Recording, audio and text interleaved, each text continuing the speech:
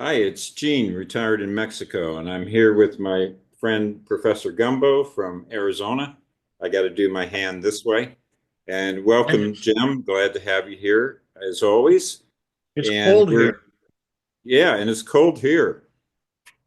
How's cold is it getting there in the, All Arctic temperatures, yeah, it's you kind know, of upper 30s, kind of upper north 30s. North Pole stuff. So, our weather's not that different, Arizona and central Mexico. It's affected by the same systems. Boy, my cats are wound up. I hope they don't interfere with this video.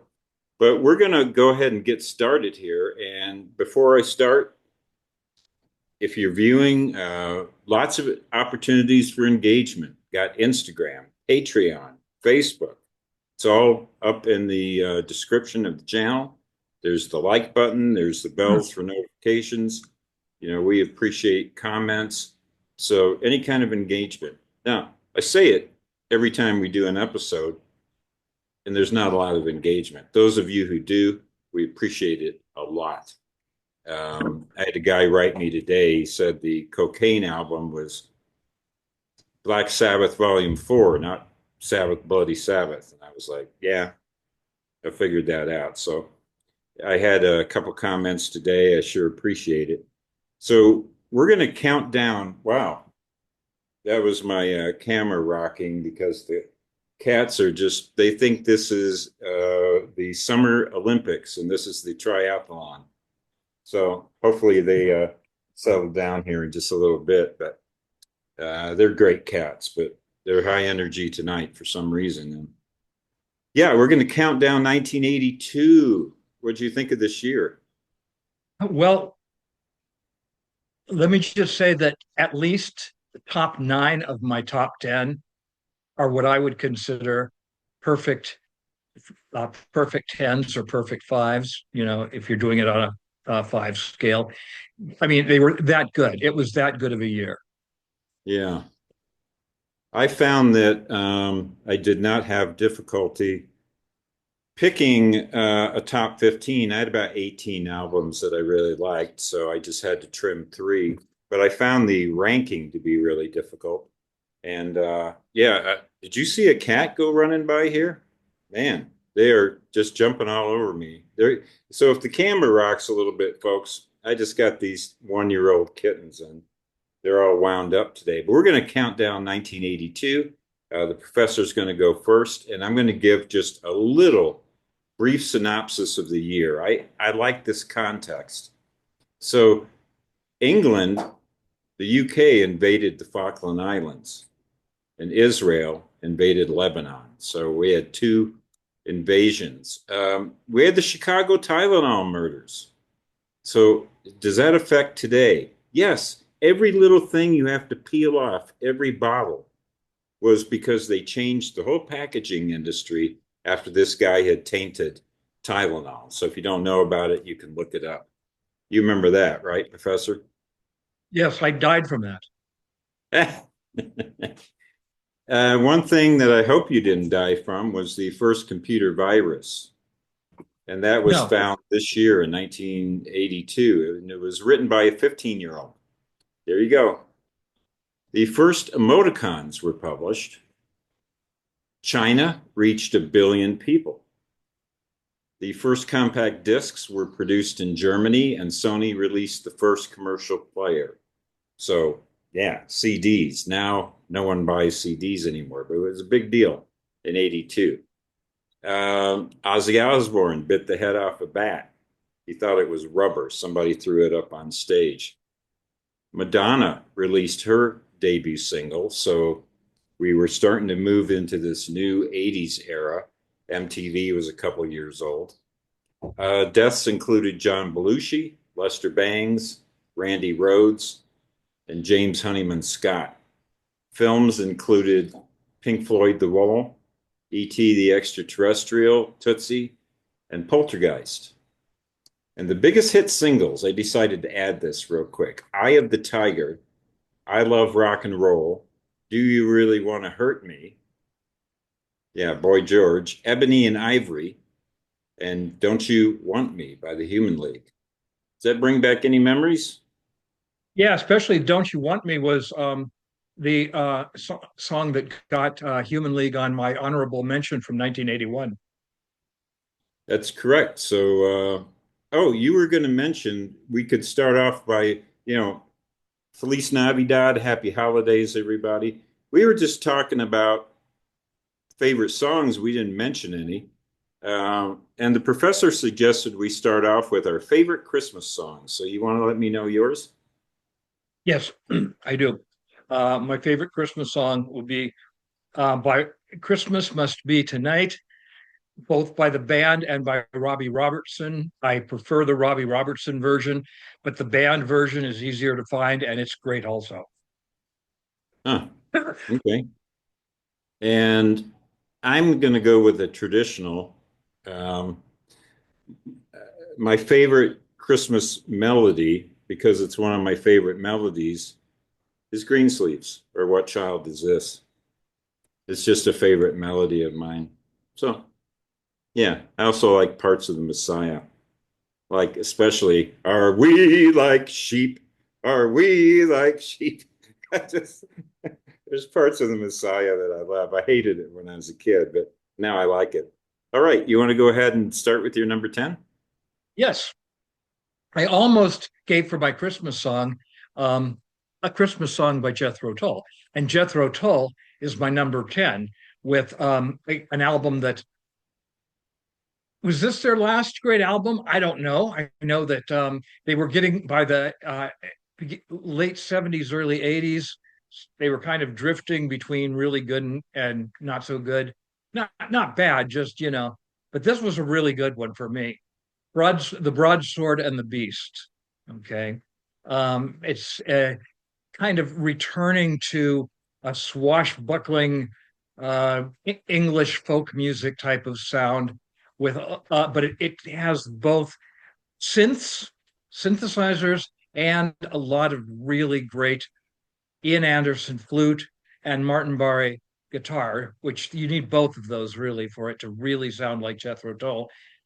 Anderson's voice was still in really fine shape.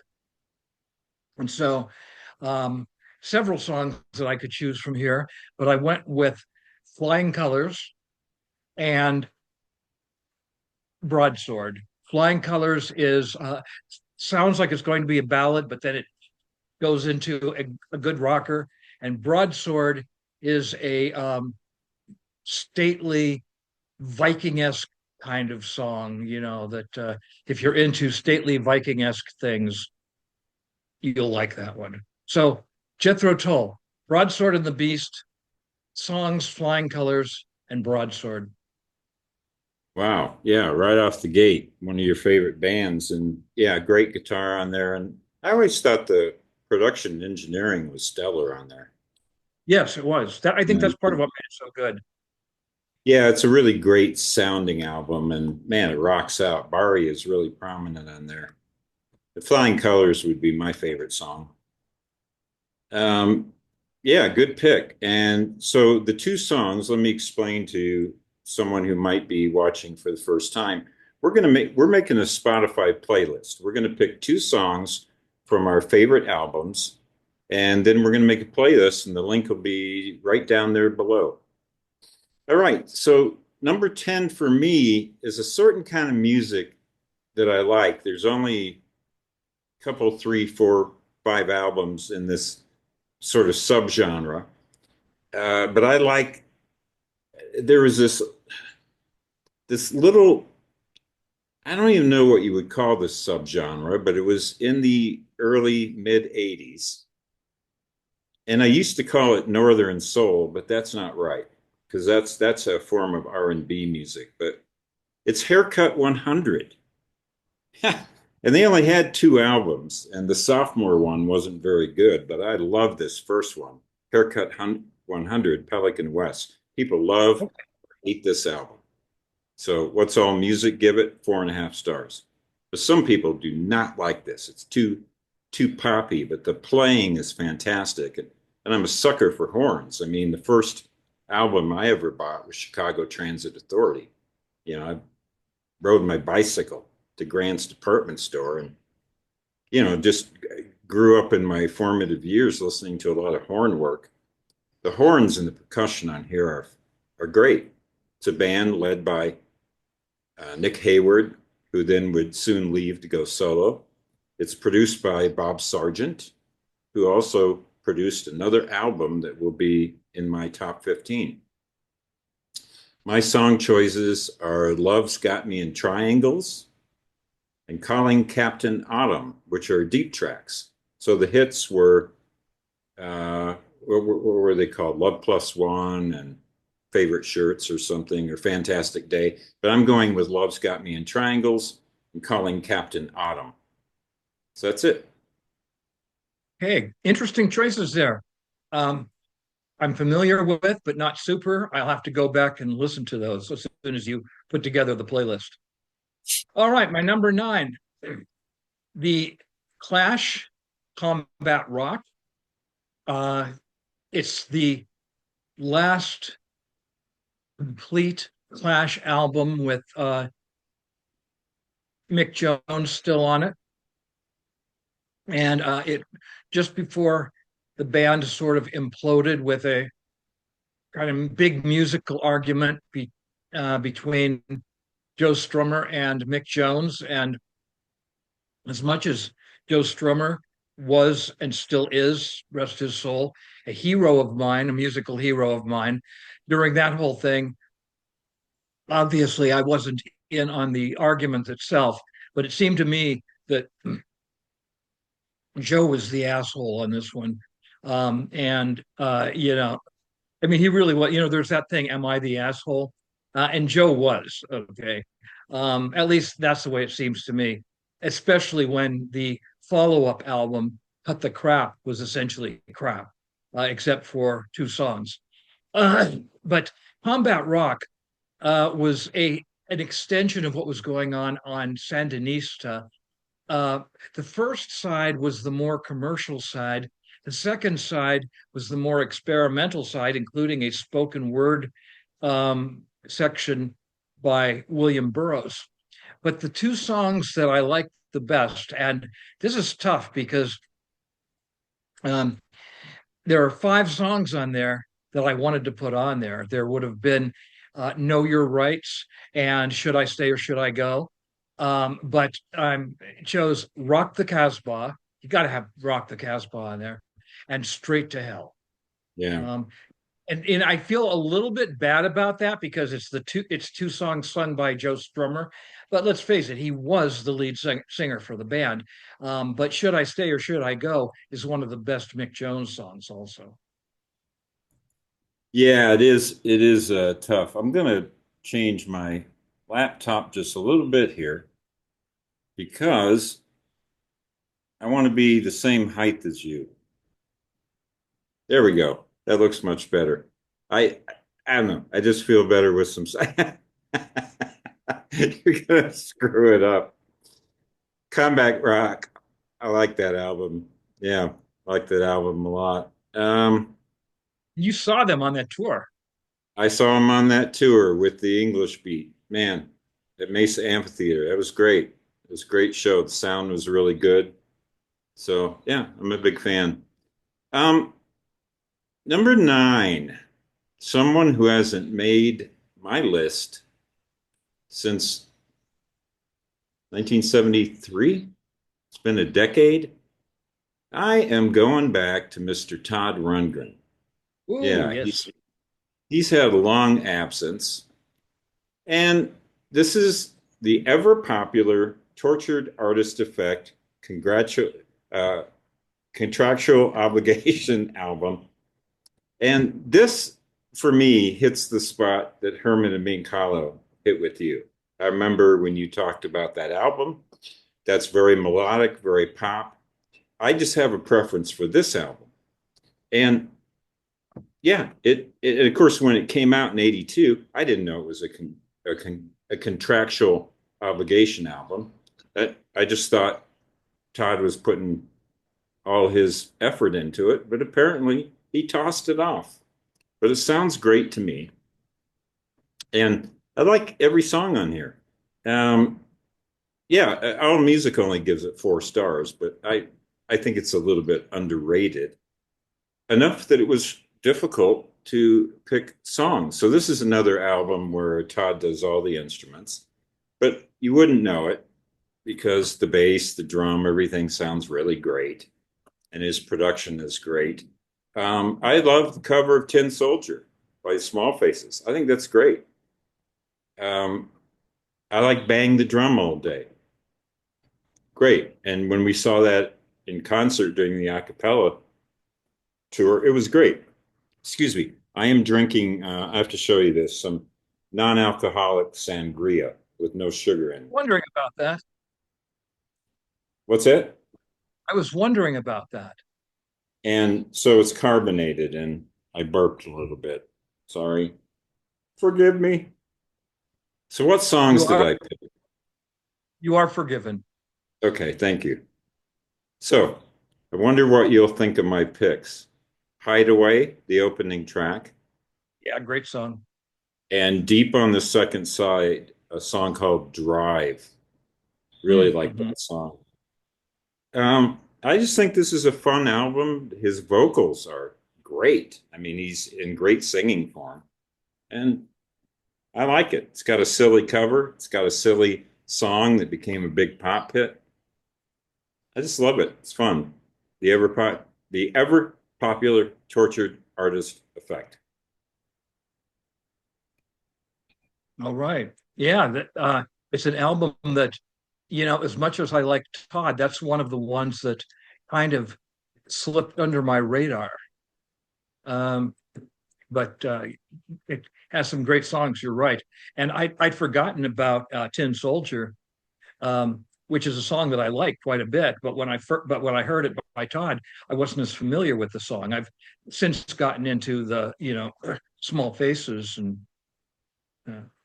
okay, my number eight, and it talks about what a great year this was for music. That my number eight should be a near perfect Van Morrison album, Beautiful Vision.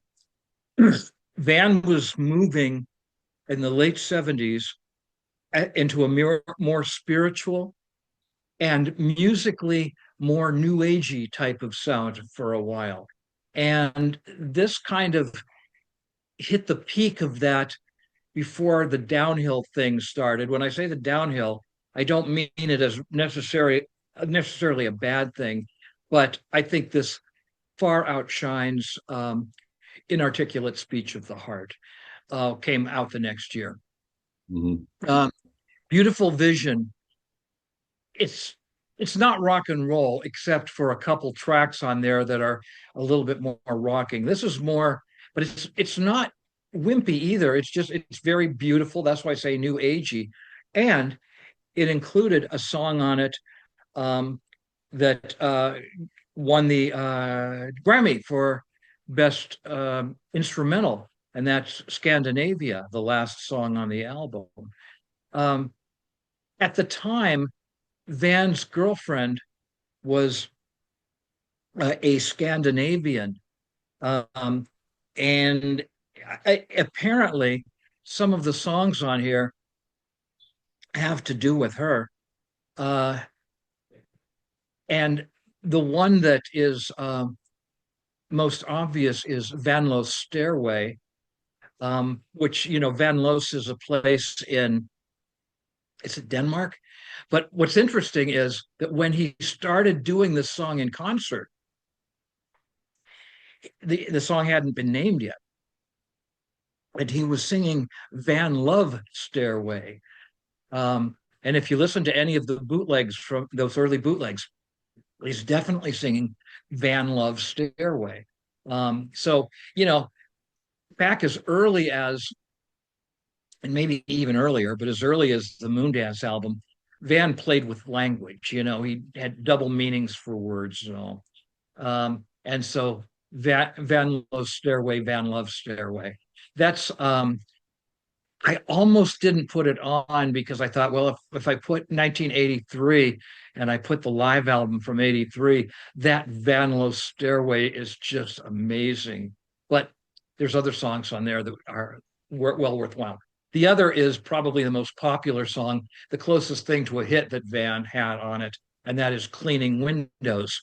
And he said, "What's my line? I'm happy cleaning windows." Van was a window cleaner for a while before he became a full-time musician when he was a teenager. And this was 1982.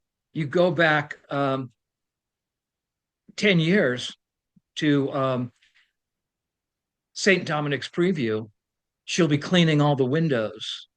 So, Van has a lot of what you would call verbal tropes, poetic tropes in his music. And cleaning windows is one of them. And a lot of his tropes are based on his own experiences as a youth. So, Beautiful Vision, songs Cleaning Windows, and Van Low Stairway. Yeah, love that album. No argument. This year, I started to talk about it on the top. It wasn't that difficult to pick 15 albums. Man, it was hard to rank them. I had the hardest time. And I was surprised. When I finished my ranking, it just, I couldn't have told you. I couldn't have told you that this would be the order. I had no idea. Anyway, number eight, a band that you've had on your lists more often than I have, but I do think this is maybe tied for their best album, and this is XTC, English Settlement. So I am an XTC fan. Black Sea got bumped to honorable mention because 1980 was such a deep year. But on this particular year here, I was able to get him in my top 10. I'm pleased about that. I know it's going to be on your list, so I kind of purposely picked an off-center song because there are a couple standouts on here. Now, you have to go with Senses Working Overtime. This album was produced by the band and Hugh Padgham. I've been hearing it pronounced both ways, but I was on one website where I'm beginning to think it's pronounced Padgham, especially since he was being interviewed in part on that channel. But I'm not sure. But yeah, Senses Working Overtime, which is brilliant. And I'm so used to a count off of four, right? One, two, three, four. They go one, two, three, four, five. Senses Working Overtime. It's just great. It's so clever. And I thought, well, let me just pick. I like the bookends to this album quite a bit. I like Runaways, a Cullen Moulding song. And I like the ending song, Snowman. Uh, but yeah, No Thugs in Our House. And oh, you know what song I love? It's Nearly Africa. Oh, yeah. Love that. But I decided to go with Senses Working Overtime and Snowman. I like, I think it sticks the landing. It really sticks the landing. And it's just different, it's just kind of a different song. Like Yacht Dance. It's just kind of a different thing. So I'm going to go with those two. But I do think this is their masterpiece and tied for my favorite album. I totally agree. It's my favorite XTC album. And in the United States, it was originally released as a single disc, but it was in the UK a double disc, and it's since been, fixed as a double disc. Um, I think this is XTC at their peak. I'm really glad about the songs that you chose because this was XTC when they had moved into very much an a quirky English folk music type of thing. They were going away from the buzzing, eclectic, electric sounds and much more acoustic sound, largely due, I believe, to the presence of multi string player. Oh, my coffee maker is just making noise. The multi string player Dave Gregory, who Uh, spent a number of years recently as a member of um, Big Train, which makes a perfect sense. But so basically, you had the trio of uh, Dave Gregory, Colin Moulding, and Andy Partridge. And Gregory wasn't a writer, but he definitely had a lot to do with their sound. And I felt guilty because I always choose the Andy Partridge songs here. And we talked about this before. You got, 15 songs, and Colin Moulding does like two or three. But there's one Colin Moulding song on this that I absolutely love. Actually, there's two, because Runaway also. But I chose, of course, Rock the Casbah, not Rock the Casbah, Census Working Overtime. So Census Working Overtime, you're right, has to be on there. And then English Roundabout by Colin Oh, Moulding. It, that's one of Colin Moulding's best songs. So those are the two that I chose from English Settlement. My favorite XTC album to date, even though they made a more popular album down the road. And we'll talk about that when we get there. This is the album that won me over to become a huge XTC fan. I'm sure you've had the situation where you get into a band partway into their career, and then you love that album so much, you go and you buy all the previous stuff. That's what I did with XTC. oh, okay. And so this is your number seven, right? Yeah, that's my number seven. So we were right neck and neck almost on that one. I also like Colin Moulding also wrote Ball and Chain, That's right. That's right. and So that's another. So, and I'm glad you mentioned Gregory because he really did add to this album. Yeah, it's great. Okay, so we agree on XTC, and I'm sure you're happy to see them finally get into my top 10. I like Drums and yeah, Wires. I like Black Sea, and I owned their first two albums on vinyl, and I like a lot of that early stuff too. But finally, they've made my top 10. just a little Okay. curious, just a little curious thing about XTC. My friend EJ, who is considerably younger than us, he was a student of mine. He would be 38 now, I think, this year, because he's 3 years older than Kaylee. But I got him into so much music, and um, he was listening to some XTC, and he said, "Jim, what other bands, besides XTC, sound so much like the Beatles?" And and I think there's a certain truth there that, in a way, XTC kind of picked up where the Beatles left off. Yeah. No, there is. And Todd had his Beatles influence and the power pop bands. But yeah, XTC, very informed by that. My number seven, I know this band keeps making my top tens, but I love them. I love them. And I love this Ray Manzarek period. So this is X, Under the Big Black Sun. Yeah. And he produced four albums, and I suspect I'm still working on the list, but I suspect they'll show up next year. I like this run of these first four albums. And yeah, it's not really anything different except lyrically and in the mood. Now, I always sensed that there was something different about this album, but I really didn't know until this week. I was reading up on the album, and Exene's sister died in a car accident before they recorded this album. And so my first song is going to be one of the songs that references that, which is Riding with Mary. And Riding with Mary, by the way, and going through those lyrics again, they're talking about when people put a figurine on their dashboard, Mother Mary on the dashboard, and she sings, "Remember when you're riding with Mary, my sister was in a car." So it's almost like Sitting Targets. You were talking Mm-hmm. about that song. It's kind of talking about be careful when you get in a car. Um, it's great. And then the other song I'm going to pick is the very last one. It's called The Have Nots, and it has an infectious melody, but it's also a song that I frequently quote. I mean, it starts off with the memorable line, "Dawn comes soon enough for the working class." But the line that I quote all the time, I just say it all the time when people are talking. I just say, "This is the game that moves as you play." And I use that line all the time.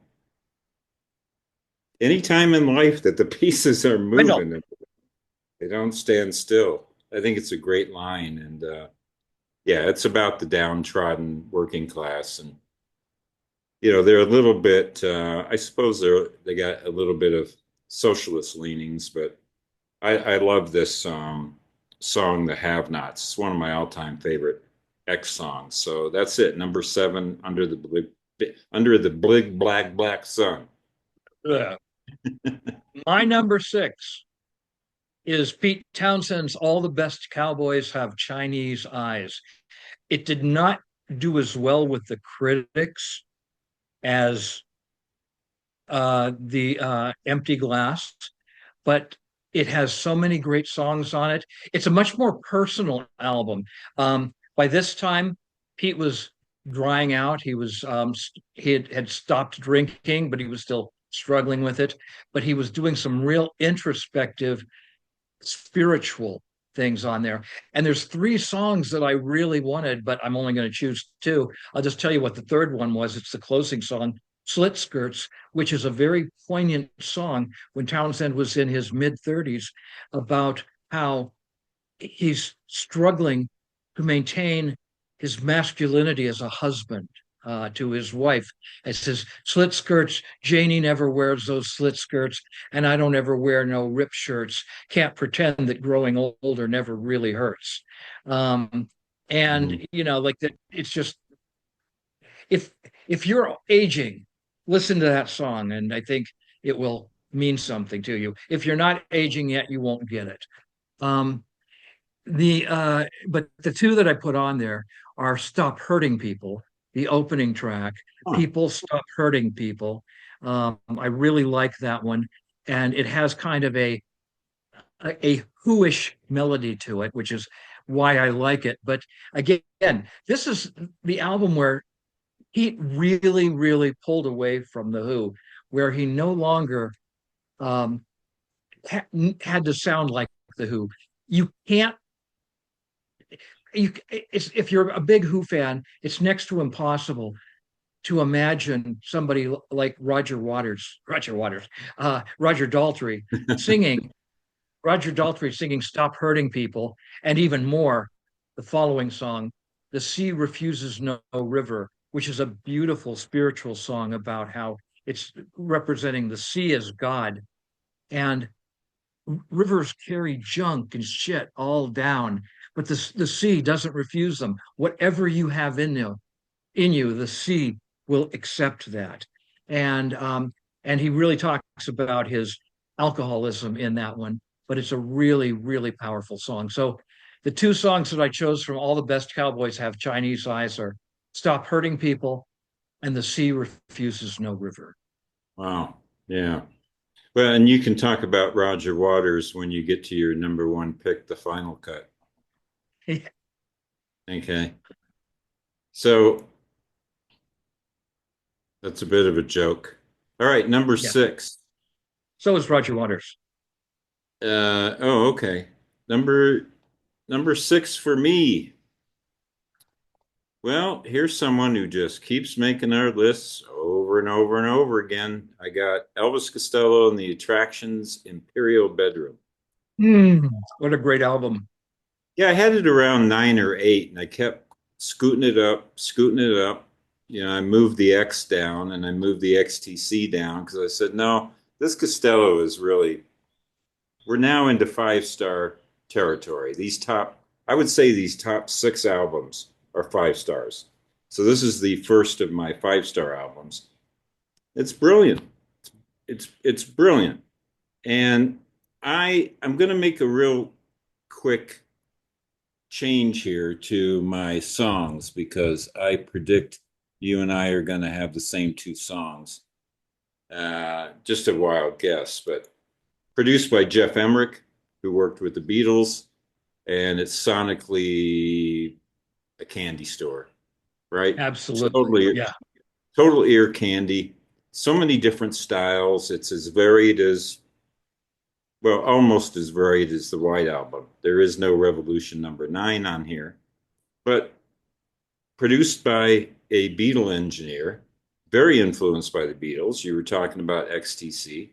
Um, I would say Imperial Bedrooms, the critics certainly said it was informed by the Beatles, and I tend to agree with that. Many, many great songs on here. I had to get Man Out of Time. That's my favorite. And I thought, well, do I pick that one in Beyond Belief? And I said, no, I'm going to change it up. I'm going to pick, I was debating between Shabby Doll and Town Crier, two songs that I really like on here. I'm going to go with Shabby Doll. So, Shabby Doll and Man Out of Time from Elvis Costello and the Attractions, Imperial Bedroom. I still cannot believe when I listen to this album, aside from some horn work, I don't think there's anyone else on it. Even Steve Naive plays the accordion, and I don't know, he plays all sorts of instruments on here. It's pretty much the four of them. And I can't Mhm. believe the sonic palette they pull out just with a basic rock and roll quartet and a few other instruments. It's amazing. Yeah, I love this album, Imperial Bedroom. I like your choices. I think it's you thought about beyond belief, and so did I. But I'll tell you what I chose when we get there. Mhm. Um, but one of the things I love about that album is throughout the album, at least six times during fade outs or fade ins, you hear Elvis going. Just screaming. Yeah, He's just screaming, and it's really funny because it ties together the songs, but the songs are very sometimes very majestic, and they're not hard rocking at all. But you hear the da da da da da da. Um, all right, so that is your number six. My number five, a band that I loved from the time we were friends in high school, and that is Roxy Music. And they scarcely made a bad album their entire career. Brian, it became more Brian Ferry. Um, Band members stripped off until basically Roxy Music was the core of Brian Ferry on vocals and songwriting, Andy Mackay on saxophone and other horns, and Phil Manzanera on brilliant guitar playing, brilliant but usually restrained guitar playing. And I'm so glad that we got to see them on this Avalon tour, right. um, because it was just, remember, uh, you were off smoking something, so I went ahead and walked down to the front of the stage because I wanted to see Phil Manzanera on both ends burning when he, broke loose and then went back again. But yeah, Avalon is such a fine album. And what's interesting is if you listen to all the Roxy Music albums, they went from really freaking weird to really freaking beautiful. And yet they always stayed sounding like Roxy Music. It's just that Ferry began to have other ideas about what to do with it. And so the two songs, both beautiful songs, one of them was one of their biggest singles, More Than This. And the other one is the title track, Avalon. And the other interesting thing about this album is that Brian Ferry had a reputation, and apparently it was true, of having sex with whoever was going to be on the cover of the album. And they were all fashion models of some sort. And then with Avalon, he got married. And so his girlfriend, they dressed her in, uh, armor and showed her from behind, and it didn't, show her on there, but it was still her I on there. didn't know that. Yeah. Yeah. So Roxy Music's Avalon, their most beautiful album, definitely. More Than This and Avalon. Great. And those are great picks. It's really hard to choose a song from that album. It really is, yeah.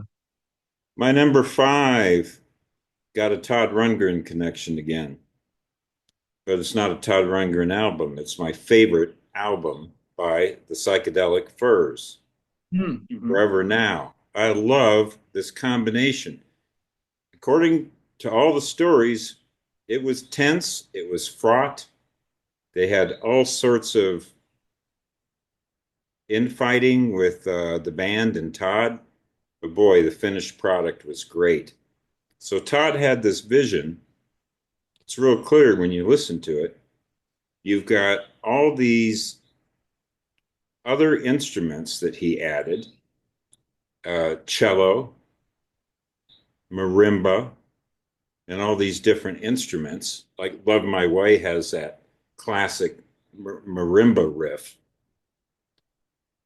but it doesn't lose any of the darkness. These lyrics are not only are they right in with what Richard Butler has done before, but they're even better lyrics. And I love the lyrics on this album. Yeah, I was listening to it again the other day and I thought, no, you can't have this at number five. This isn't better than Imperial Bedroom. It may not be better than Imperial Bedroom, but I sure enjoy listening to it. It's one of my favorite listens. And I was just singing along to the songs. I've got most of the lyrics memorized. There's so many little touches that Todd put on here. And it's just, I've talked about it. The right producer with the right band at the right time. And this album's just magic. And my two song picks are Love My Way. I think you got to pick that. It's um it's just such a great melody. And then the other one, I love this song, President Gas on Everything But Roller Skates. you know, the price of medicine that's sick and just great Richard Butler lyrics, and the band is rocking out. And they always had a sax player, right, from the very beginning, but Todd kind of shaped it into more of a little horn riffs. It's great. So Psychedelic Furs, Forever Now. I'm going to put the US cover up here, but they had a different cover in England. But when I first bought it, it had the US cover. So I'm going to put that up on here. Yeah, Forever Now. Great album. I had forgotten that Todd produced that one. Um, okay, my big four. All of these are just like I could have almost moved the order around, and it still would have been okay. Hmm. Richard and Linda Thompson, Shoot Out the Lights. This was the album.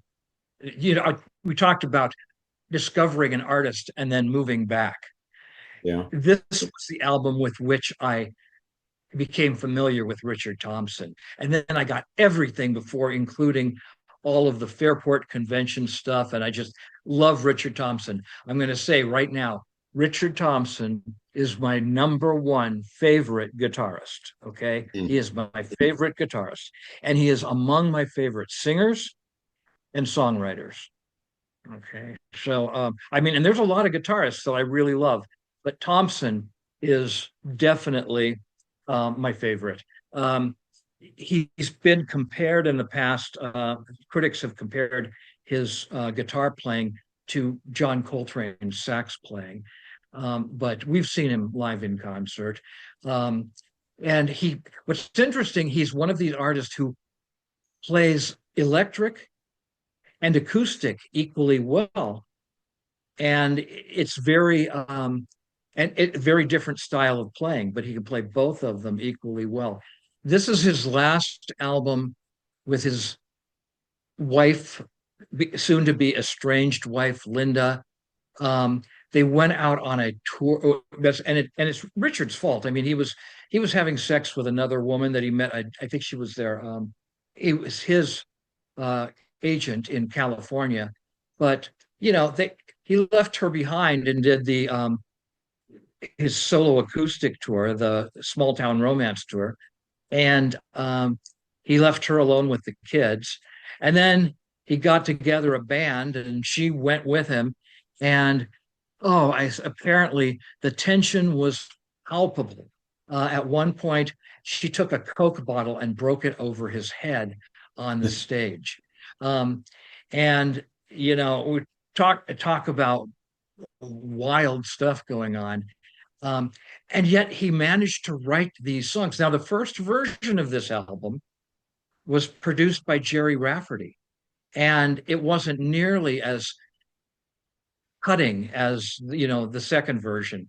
Um, but you know, but Richard kept he basically he owned up to being an asshole, um, because the songs on there, he says, did are um, don't renege on our love and walking on a wire. Those both point the finger at him. Mm. However, I didn't choose either of those.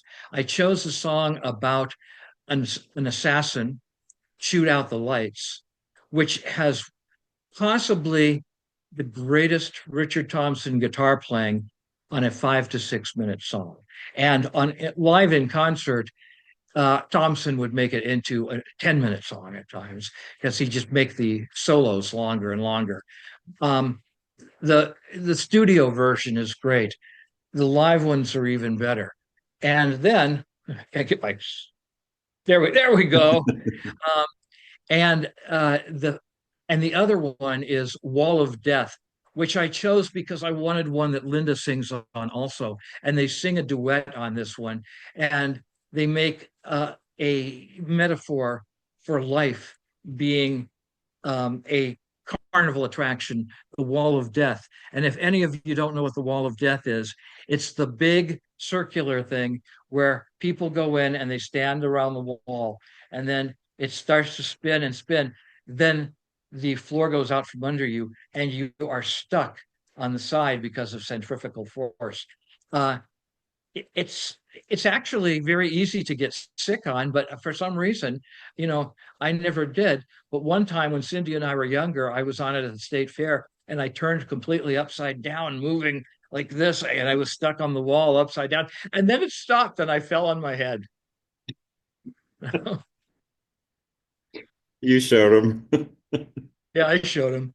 So, shoot out the lights with the title track and Wall of Death. All right. My number four, Avalon. Yeah, I got it higher than you. Produced by Rhett Davies, Yeah, engineered, Rhett mixed Davies. by Bob Clearmountain, who says this is the best work that he ever did. And that's saying a lot because he did a lot of albums. It's an audiophile's wet dream, as I say. This is just a great sounding album.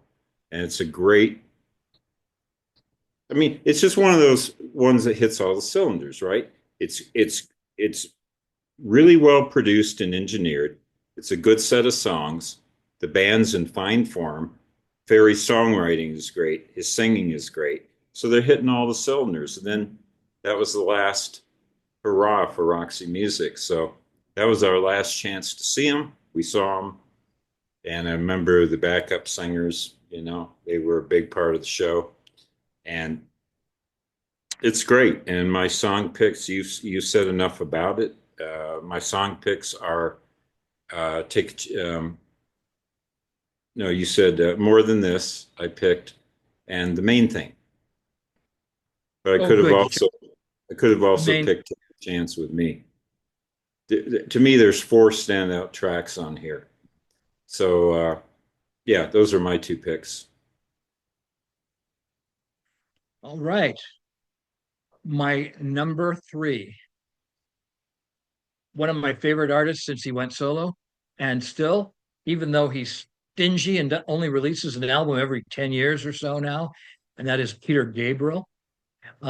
His first four albums came together pretty closely. First album, also known as Scratch, was Good, very good. Second one, known as, oh no, the second one was known as Scratch. The first one was known as Car, Scratch, and then the third album was Melt. And a lot of people still consider the third album to be his best album. And I probably do also, but this one is almost as good, if not as good. And that is the first album that he gave a real title to, and that is Security. And this is when he, I mean, with Biko, he actually, you know, started bringing in some African rhythms. But this album, he really brings in world music because he was taking off with the WOMAD World of Music, Arts and Dance. And so you've got African sounds, you've got South American sounds, you've got Native American sounds, and then you've got Peter Gabriel and Larry Fast. I think Larry Fast was still there on synthesizers. Um, and but Gabriel was beginning to play the Fairlight synthesizer more and more, and he actually ended up loaning his Fairlight to Kate Bush. Um, Gabriel has always been a very generous musician and helping other musicians however he can. Security is a slightly is it a darker album than uh, the third album? I don't know. It's less industrial and more tropical, shall we say? But there's the song "Shock the Monkey" with Peter Hamill singing backups on it on the song, and it's a song about. It appears to be a song about mind control, which is something that Gabriel would come back to later. Whatever it is, it's if you just watch the lyrics, you got Peter Gabriel being tormented, and he's tied to a chair and being tormented by a bunch of angry monkeys. And this was before the day of AI, so they had to train those monkeys to assault Peter Gabriel. Um, and then the other one is a song about L'Equivalenza, Wallflower. They put you in a box so you can't get heard. Let your spirit stay unbroken. May you not be deterred. Hold on. You have gambled for your own life and you face the night alone. And it's just, wow, 1982, all these years later, I still get the chills when I listen to that song, Wallflower. So, Shock the Monkey and Wallflower from Peter Gabriel's Security. Yeah, great essay. Thank you. Yeah, I still have my copy I bought in Europe in '89, the German version. I think I bought the English version stateside, but I still have my German copy because even in '89, some CDs were still hard to get in the States. So we take all that for granted now.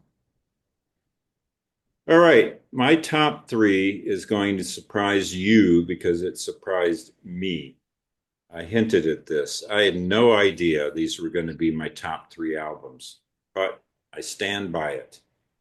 Number three, Mommy, why does everybody have a bomb? You know what that's from? Yeah. Yeah. That's Prince. Prince, 1999. I used to think this was an imperfect album, but I listened to it again for this project. Even the last song, International Lover. Man, every song's great on here. Prince produced it. And yeah, Prince hasn't made my list yet because I don't think he hit his stride until '82. Controversy is an uneven album. So I didn't even have that in consideration. It's got some great, love the song Controversy, but Ronnie Talks to Russia, Jack You Off. Just not my favorite album. And then '82, this is when Prince finally got it all figured out. And it's great. I love it. And I don't know if it's going to be on your list or not, but at this point, I would think not. So I'm going to go with the obvious choices. I don't need to say anything about Prince, right? Everybody knows him. So I'm just going to go with the opening two tracks, which is 1999 and Little Red Corvette, because it's an awesome 1-2 punch, but there's many, many good songs on here. And for a double to be this consistent, I'm a huge Prince fan, and this is where he comes into the picture. And I don't know how many lists he's going to make, um, but here we are, Prince 1999. Your turn. Great. My number two is, and I mentioned it briefly, Kate Bush, The Dreaming. Kate refers to this album as, or she says people called this her mad album. It is a weird album, and that's what enamored me to Kate Bush. I mean, I liked her earlier stuff. I started with her third album, Never Forever, but this album is just this one grabbed me by the throat and shook me around. Maybe because I had a temporary celebrity crush on Kate Bush. I just, because she was so gorgeous, so beautiful. And the cover of this album is her playing the part of Houdini's wife, who would pass him a gold key in her mouth. And Right. it's like there's just, I thought she could never beat such a sensual album. Wait until Hounds of Love. Um, but she's she makes crazy noises on here. She loved the music Peter Gabriel was doing, and she wanted to do something like a female Peter Gabriel. And so she starts with a really sat in your lap. Sir, something put in your lap. But then the dreaming, which uses didgeridoo and is very Australian sounding. And there's other songs that are good too, like Get Out of My House when she transforms into a mad Eeyore. Um, but there's so many cool songs on here. But my two favorites are Sat in Your Lap and The Dreaming from Kate Bush's The Dreaming. The Dreaming is my favorite song on there. Yeah, love it. Um, Bang, there goes another Kanga on the bonnet of the van. I love that song. And it is a mad album. I've been listening to it for years. My number two. No, I love that pick. By the way, that album, I believe, is number three on Rate Your Music. Is it? Yeah, which is higher than any of my albums. Let me just double check here. Um, it's higher than anything on my top 10 or honorable mentions. So you have, I think number one on Rate Your Music is The Cure's Pornography, and number three is the Dreaming. Okay, so I said I was surprised. Number two is Shoot Out the Lights. I've always Wow. liked this album, but in listening to it for this project, I was like, man, it's a good album. Joe Boyd's production, great. And I had a bootleg, an MP3 bootleg, not a physical copy of the Jerry Rafferty production, Rafferty's Folly or whatever it was called. And I liked it. It was good. But Joe Boyd did take it up another step. And this is great. I'm with you. I like everything on here. I like the production, the songwriting, the singing, the playing. It's all great. I had said earlier that I want to see the Bright Lights tonight was my favorite Richard and Linda Thompson album. But I have this one rated higher at number two, so I might have to go back on my word. It's close. And they both have lights in the title. So, but I think this is great. I picked the same two songs you did, and I thought that I would. I predicted that I would have the same two songs. So I already have an alternate in mind that I thought of ahead of the time. And it will surprise you, but I like just the motion. Oh yeah, a beautiful song sung by Linda. Yeah, her vocal is just so good. Richard's a great singer, but so is she. So I don't feel guilty picking. I mean, her singing one of his songs, it's perfect. So I'm going to pick Just the Motion as our third track. Great, great choice. Um, I think mention should be made also of Did She Jump or Was She Pushed is about the death of Sandy Denny. Right. Okay, my number one, Elvis Costello and the Attractions, Imperial Bedroom. This I mean, I didn't think I could like Elvis Costello anymore. And then this album came out, and it's like, wow, what is Elvis doing here? And I agree with everything you said about it's hard to believe that only four guys and a great engineer made this album. And if you listen to the Ryko disc with all of the alternate takes and all, you can hear how they were experimenting with it. Mm. But uh, Uh, my two choices are Man Out of Time, which I agree that's my favorite, and then Pigeon English Ah, is near the end. So yeah, uh, he uses lot of wordplay about different types of English on this one, but yeah, Man Out of Time and Pigeon English. I almost chose Beyond Belief. Beyond Belief is a great song, but these are the two I would stick with. yeah, Pigeon English is great too. Yeah, there's a bunch of great. Almost Blue is great. Oh yeah, yeah. You know, it's just chock full of really good songs. And And you little fool. yeah, great wordplay. Yeah, You Little Fool. That's a great song. Okay, I said I was surprised by my top three. You will not predict my number one,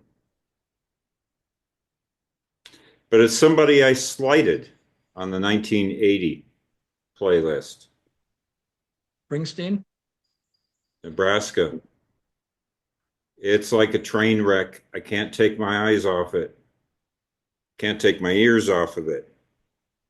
I don't know what it is about this album, but I just can't stop listening to it. And I'm not a big fan of lo-fi music. I'm really not. But the authenticity, the believability, because the thing about it is how, when you record an album, every singer is a little bit of an actor. But what's the word that Walter Ruski uses? It's not believability.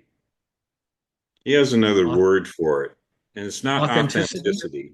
What's that? No, I said, was it authenticity? No, he has a different word for it, but it's just do am I convinced? So we give the example, I did a series on here of worst songs from the 80s. And one of them was Bryan Adams' The Summer of '69.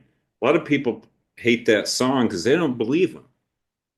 They don't believe Brian. They don't believe that he means a word that he says. It sounds to a lot of people, including me, I would say, it sounds like he's a poser. And Springsteen's Nebraska has got to have as much authenticity as any album I've ever heard. I believe Springsteen. I believe him in my heart and soul that he means every friggin' word that he's singing on here. It's such a dark album. Just the opener, Nebraska. Um, you know, well, I guess me and her, we had some fun for a while, talking about killing people. We had some fun for a while. And he asked me why I'm not sorry for what I did. And if you ask me why, I guess, sir, there's just a meanness in this world. these lyrics, Charlie Starkweather. yeah, these lyrics are, eh, it's chilling. That's why I said it's like a train wreck. It's not a party album, that's for sure. Not like Prince's 1999. Whew, I don't know. Just and and it keeps revealing. I was listening to it the other day again. I think last night. I heard some mandolin. I'd never picked up on that before. He strums a little bit of mandolin on one song. So he got a 4-track recorder, I guess, and recorded these. He did overdubs at home. So yeah, it's a bedroom recording, but it has overdubs. And then they struggled to make it releasable. I guess it went through several studios before they got a satisfactory master, but I don't know. When we started this project, I would have never told you this was my favorite album. My songs are Atlantic City and Reason to Believe. Two great ones. Absolutely. Have you seen the movie yet? No. Neither have Which I. movie? The movie about Springsteen recording Nebraska. No. Um, okay. Wow. It's a great album. And where is it on mine? It's in my next five, my honorable mentions. It is an exhausting album. It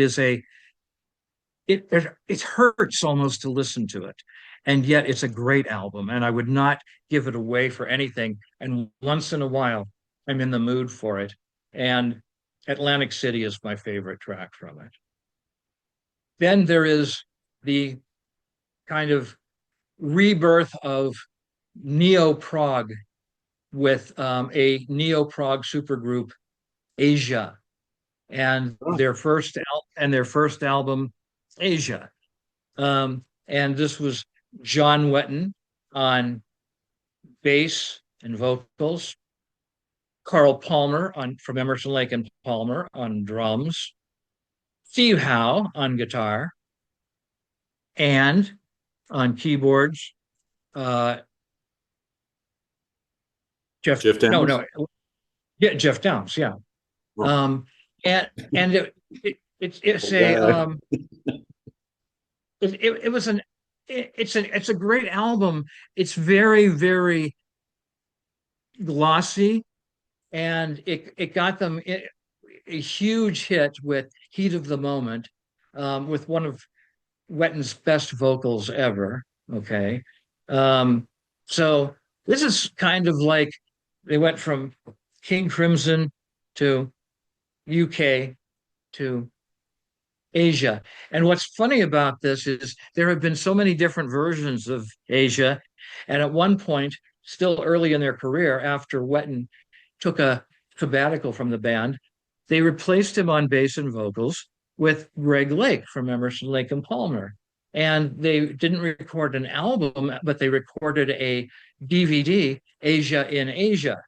And so, and I've never seen it. Uh, Okay, then uh, another one is a band that really just loved this album.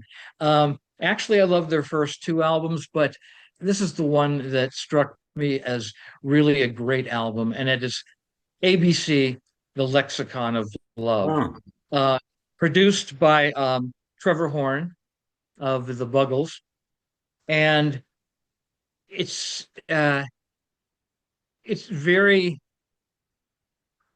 it's very post-punk disco stuff. But a great sound to it. And Poison Arrow is my favorite song from it. Shoot that poison arrow in my heart. Um, and then Prince, 1999, and I would choose Little Red Corvette. For me, Prince did not become perfect until 1984, which we will hear from later very soon. And now the next one. Sorry, I'm talking funny because my mouth is drying out, but I'm almost done here, so I think I can make it before I get something else to drink. I've been eating all the ice cubes in here, and a drop of water on my tongue. Okay, This was a debut, and it's something I have avoided because it's actually an EP, but it is such a damn fine EP that it equals many albums. Do you know what it is? And by the way, Gene, this is a band that has been one of my favorites ever since they formed, but you got me into them. What genre? Alternative rock. EP, alternative rock. I don't know. REM, Chronic Town. Ah, Okay. And I just absolutely love this. I love all five songs on it are really, really great. This is, I mean, it's like REM hit the ground running with this album. It has Radio Free Europe on it, but I actually prefer the Radio Free Europe from their first real album. So I chose another song which actually like better than Radio Free Europe, and it's one that I mean, right now it's going through my head. It's Carnival of Sorts, Boxcars, and you know everything. All four of them are good on this, but Michael Stipe, the way he growls in the song, you know, boxcars are turning out of town, and it's just really, really, it's a vicious song and a fun song at the same time. So, Chronic Town is worth it just for that. But and by the way, the title Chronic Town comes from that song. Um, hmm. and so it's a great half an album, and that's why I originally had it in my top 10, but I thought, nah, Gene's going to say I'm cheating if I put No. it in my top 10. So I just put it down in the honorable mentions. Okay. So that's all five, right? Yep. And when I was trying to describe that subgenre that I couldn't articulate for Haircut 100, that's ABC, Lexicon of Love. That's what I'm Yeah. trying to articulate. It's a certain British pop, sort of alt pop, very 80s. And there's just a little period of it. And there's certain albums in there that I love. And so I think Haircut 100, ABC, we probably love those albums for the same reason. It scratches the same itch. All right, Absolutely. my five honorable mentions. So when you talked last week, when we did 1981, and you talked about Shot of Love by Bob Dylan, how they were two superb songs. I had an album on here. It's not in my honorable mentions, but you mentioned it. I want to talk about it because it has four songs that I love, and that's All the Best Cowboys Have Chinese Eyes.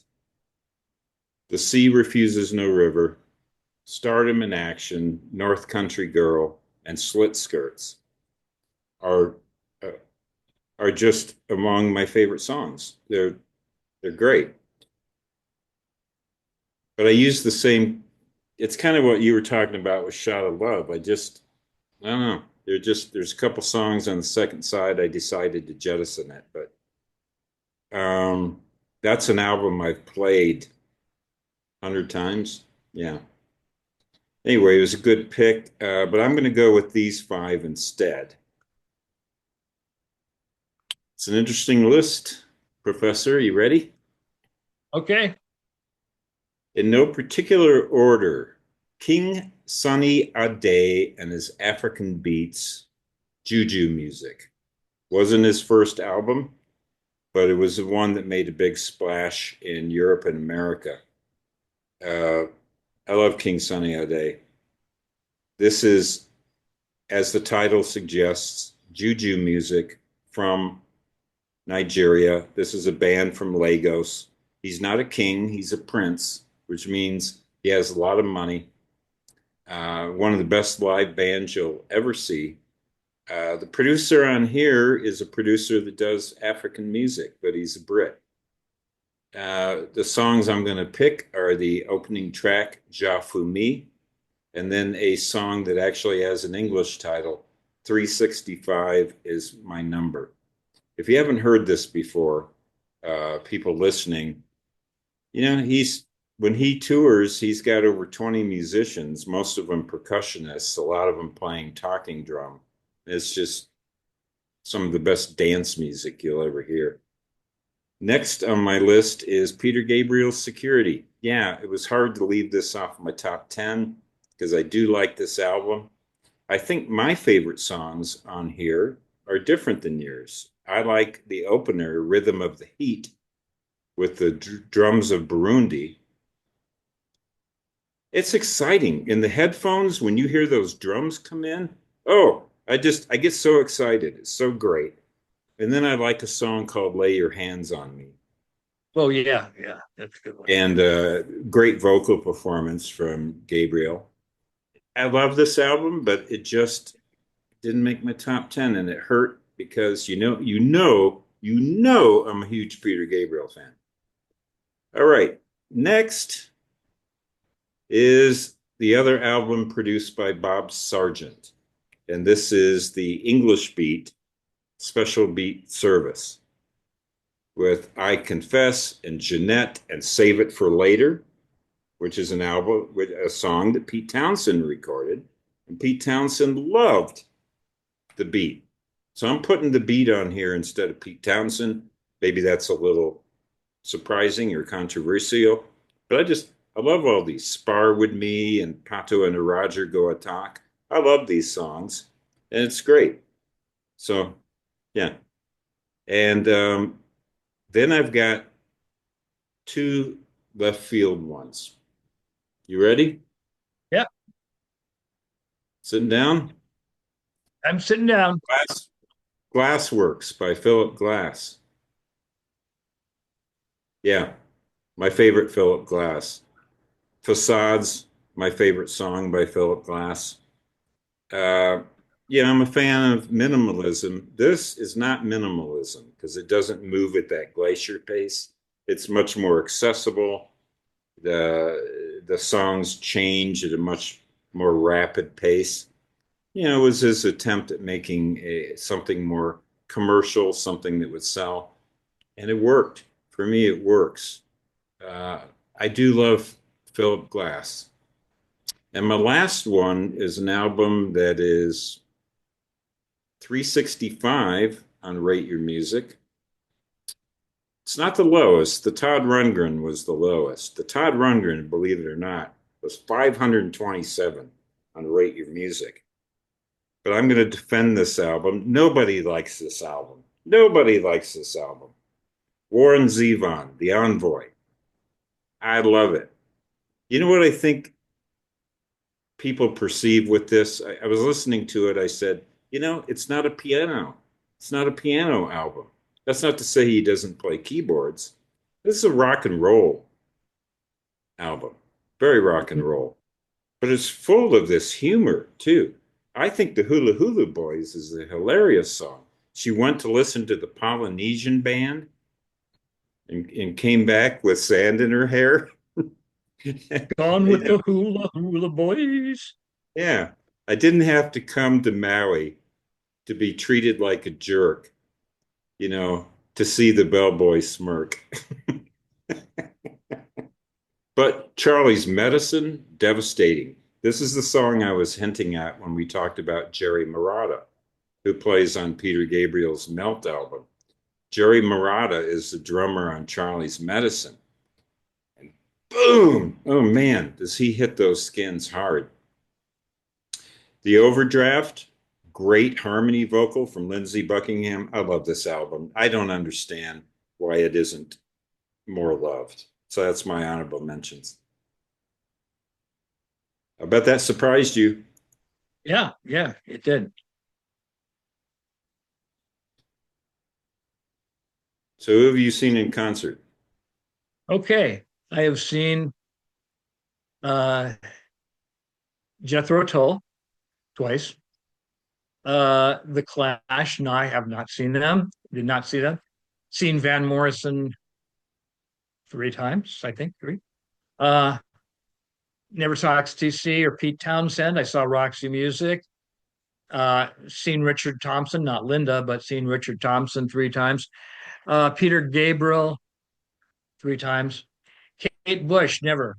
Elvis Costello, and twice. No Asia. Seen REM. Seen Bruce Springsteen, and that's all. That's pretty good.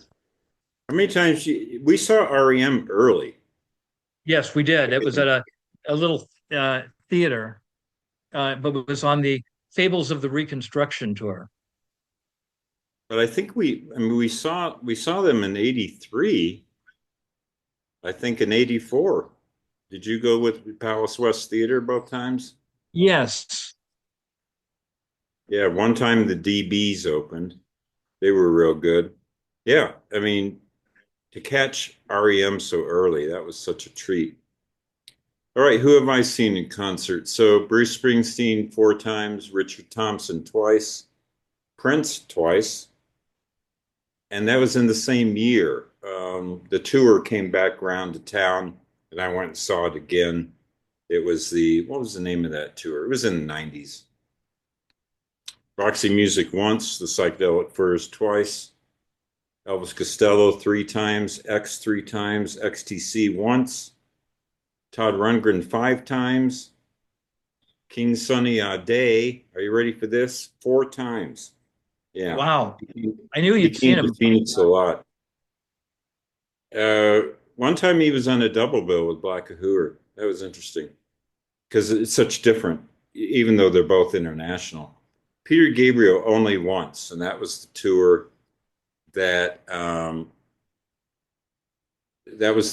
that became the Secret World video. The English Beat I've seen twice, both times with the Clash. Just happened to be on the same day. Warren Zevon twice, and I don't know if you knew this, Professor, but I saw Philip Glass No, I didn't at, know that. at Gamage in the 2010s, the late 2010s. His etudes, and there were three pianists. Two of them were professors or adjunct professors at ASU, and they divided it in thirds. So Philip Glass played one third of the concert, but it was all his music. And the other two professors were women. So they had three different pianists and intermission. So yeah, it was really enjoyable. It was just piano, nothing else, just piano, acoustic. Yeah, it was great. So that's it. I guess I did pretty good on that list. Yeah. So did you. Show Good year. everyone your shirt. I want everyone to see your shirt. What part of, and I can't pronounce the elder god's tongue, but that's the whole point. But it has um, Cthulhu relay, Fatagan. Um, don't you understand? It's you know something. It means something along the in the depths. Cthulhu in the deeps. Cthulhu waits, and it's just about the elder god Cthulhu, who, when he wakes, he will devour all of humankind, body and soul. All right. Well, thanks everybody for watching, and we look forward to bringing you 1983 later. And yeah, like I say, engage, write us a comment. We love it. We don't care if you agree or disagree with us. We don't care about anything except politeness. That's all we care about. So your opinion's as valuable as ours. I don't think it needs to be said, but this is our opinion, and we are not arbiters of the universe. So your opinion is equal to ours, and we'd love to hear it. So, as we say here in Bonita, Mexico, buen dia. What do you have to say? And be good, because you better be good. You better think twice because I'm going to find out who's naughty or nice. And there's enough about it. Okay. Some people say I look more like Krampus than Santa, and you're probably right. I probably do. All I need are horns coming out of my head. All right.